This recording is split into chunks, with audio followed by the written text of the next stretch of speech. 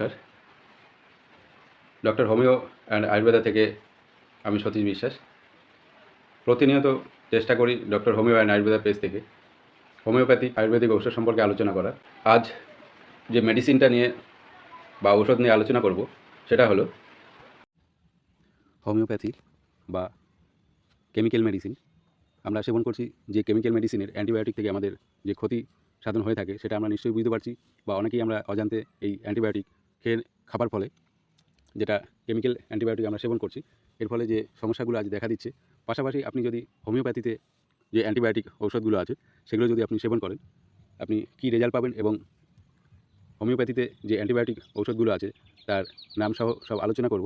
যে ঔষধগুলো আপনারা যদি সঠিক কারণ লক্ষণ অনুযায়ী ব্যবহার করতে পারেন, আশা করা যায় আপনার কেমিক্যাল মেডিসিন সাইড এফেক্ট থেকে আপনি সুরক্ষিত থাকতে পারবেন এবং আপনার কেমিক্যাল মেডিসিন খাবার প্রয়োজন হবে না। তো আসুন দেখা যাক আমাদের বিশিষ্ট একজন চিকিৎসক তিনি কেমিক্যাল মেডিসিন সেবন করার ফলে বা ঘন ঘন যে আমরা অ্যান্টিবায়োটিক মেডিসিন সেবন করছি সেখান থেকে আমাদের যে কঠিন থেকে কঠিনতম ব্যাধি বা অ্যান্টিবায়োটিকের ফলে আমাদের যে অ্যান্টি রেজিস্ট্যান্ট আমাদের অ্যান্টিবডি তৈরি হচ্ছে শরীরে, সে বিষয়ে ডাক্তারবাবু কী বলেছেন সেটা আলোচনা করা যাক।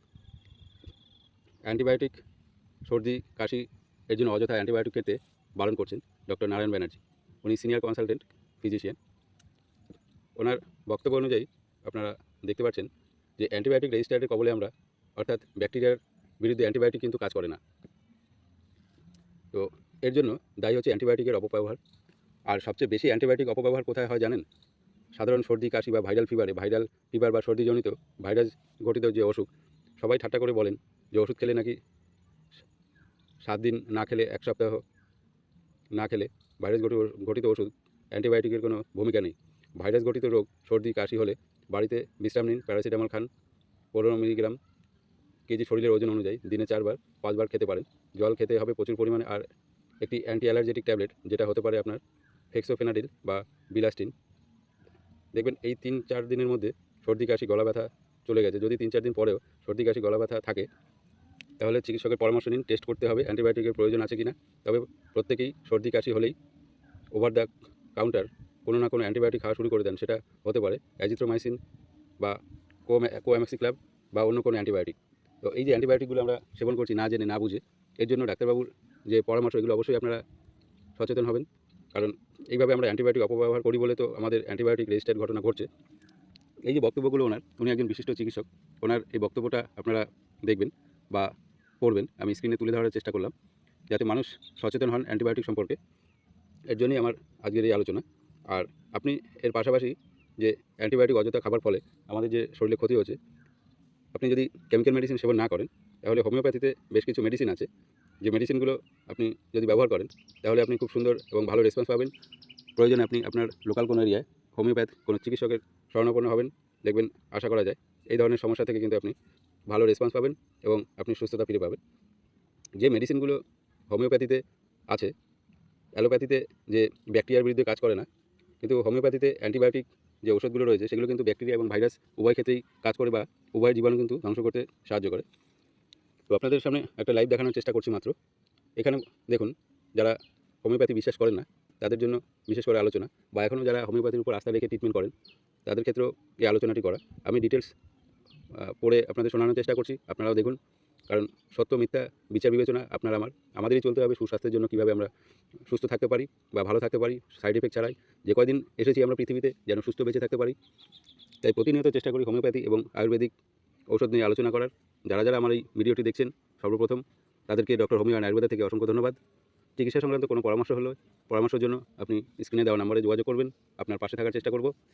আর পার্সোনাল চিকিৎসার জন্য ফোন কলে যোগাযোগ করতে পারেন। তো আজ যে আলোচনাটা আমার হোমিওপ্যাথি সম্পর্কে আলোচনা করব, দেখুন অ্যান্টিবায়োটিকগুলো কী বলছে। কেবল এই সকল ঔষধকে অ্যান্টিবায়োটিক ওষুধ বলা হয় যারা রোগের সাথে সম্পর্কিত জীবাণুকে হত্যা বা জীবাণুর বংশবৃদ্ধি করতে পারে। সত্যি বলতে কি, অ্যান্টিবায়োটিক গ্রুপের ঔষধসমূহ আবিষ্কৃত হওয়ার কারণে অ্যালোপ্যাথিক এখন দুনিয়ায় টিকে আছে। সে যাক, হোমিওপ্যাথি অ্যান্টিবায়োটিক নামে ঔষধের কোনো গ্রুপ নেই বটে, তবে বেশ কয়েকটি ওষুধ আছে যাদেরকে লক্ষণ মিলিয়ে ব্যবহার করতে পারলে দেখা যাবে এরা বাজারে যে কোনো হাই পাওয়ার অ্যান্টিবায়োটিকের চাইতেও ভালো কাজ করে। যে ওষুধগুলোর নাম আছে হোমিওপ্যাথিতে সেগুলো হচ্ছে aconite, arsenic album, belladonna, baptisia, phosphorus, lachesis, ferrum phos, pulsatilla, hepar sulph, merc sol, arnica, ভেরামাট, ভেটাম অ্যালবাম, ক্যালিবাইক্রোম, পাইজোরিয়াম, ইসনেশিয়া, অ্যাগনাস্ট, প্রভৃতি যে ঔষধগুলো আছে, এছাড়া বেশ কিছু ঔষধ আছে যেগুলো আপনি লক্ষণ মিলিয়ে যদি ব্যবহার করতে পারেন তাহলে আপনার অ্যান্টিবায়োটিক কেমিক্যাল মেডিসিন সেবন করতে হবে না। আপনি হোমিওপ্যাথি থেকেই, যেখানে অ্যালোপ্যাথি আপনাকে ভাইরাস নিধন করে, ব্যাকটেরিয়া নিধন করতে পারে না, কিন্তু হোমিওপ্যাথিতে আপনার ভাইরাস এবং ব্যাকটেরিয়া উভয় নিধন করার ক্ষমতা কিন্তু আছে। তো আশা করি কিছু ঔষধের কথা আপনারা জানতে পারলেন, যেমন aconite, bryonia, belladonna, arsenic album, baptisia, ferrum phos, hepar sulph, এই যে ঔষধগুলো এগুলো সবই হোমিওপ্যাথি ঔষধ। এছাড়া আর্নিকামন্ড, মার্কসল, এই যে ঔষধগুলো আছে, লাইকোপোডিয়াম, ভিরাট্রাম, ক্যারিবাইক্রোম, ইপিকা, পালসেটিলা, ক্যান্থারিস, ইপোটোরিয়াম, ইচনেশিয়া, পাইজোরিয়াম, এই ধরনের ওষুধগুলো আপনারা লক্ষণ মিলিয়ে অবশ্যই আপনি আপনার লোকাল কোনো হোমিওপ্যাথি চিকিৎসকের শরণাপন্ন হয়ে যদি এই ধরনের আপনি ওষুধগুলো সেবন করতে পারেন, আশা করা যায় আপনার ভাইরাস নয়, আপনার ব্যাকটেরিয়াও, উভয় ক্ষেত্রেই কিন্তু আপনার কেমিক্যাল মেডিসিন ছাড়াও আপনি সুস্থতা পাবেন। তো আজ এ পর্যন্ত রাখছি। পরবর্তী ভিডিওটি সম্পূর্ণ আপনি আগে পাওয়ার জন্য চ্যানেলটিকে সাবস্ক্রাইব করবেন এবং পাশে দেওয়া বেল আইকন টিপে দেবেন। Thank you.